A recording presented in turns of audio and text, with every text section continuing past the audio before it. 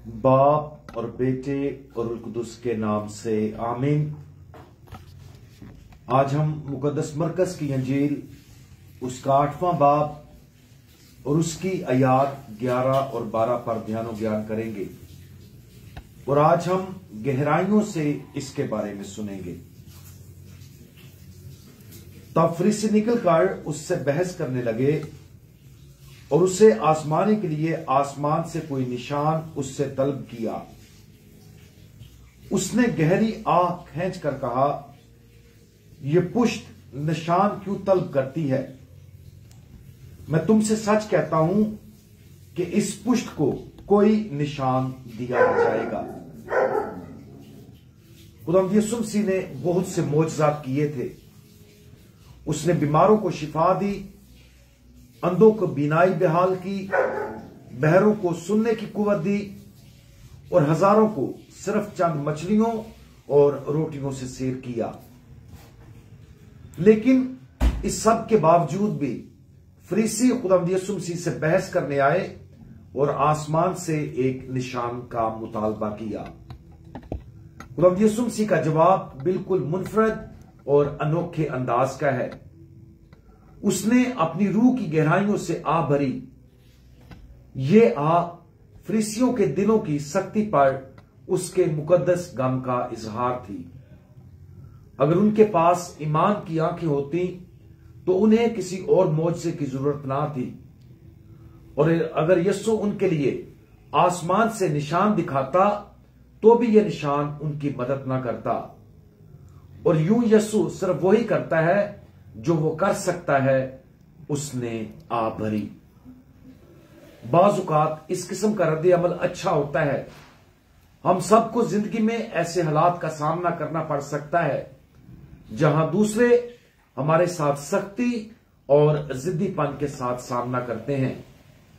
जब ऐसा होता है तो हम उनके साथ बहस करने, उनकी मुजम्मत करने और उन्हें यह बावर करने की कोशिश करेंगे कि हम सही हैं। लेकिन बाज़ औक़ात एक मुकद्दस तरीन रद्द अमल जो हम किसी दूसरे के दिल की सख्ती पर कर सकते हैं, वो एक गहरे और मुकद्दस दुख का तजर्बा करना है। हमें अपनी रूहों की गहराइयों से सिसकना भी चाहिए। जब कोई सख्त दिल हो तो अकली गुफ्तगू और बहस कुछ फायदा नहीं देती। दिल की सख्ती भी वही है जिसे हम रवायती तौर पर रूह कुदुस के खिलाफ गुनाह कहते हैं।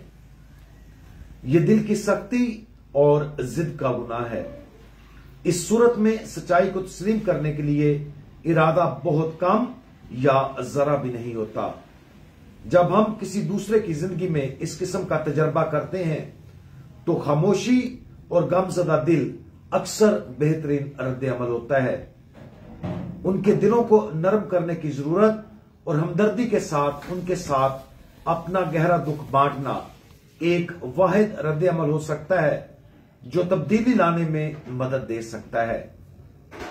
आज अपनी जिंदगी में किसी भी ऐसे फर्द पर गौर करें जिसके साथ हम बाकायदगी से बहस करते हैं, खासतौर पर ईमान के मामलात के बारे में।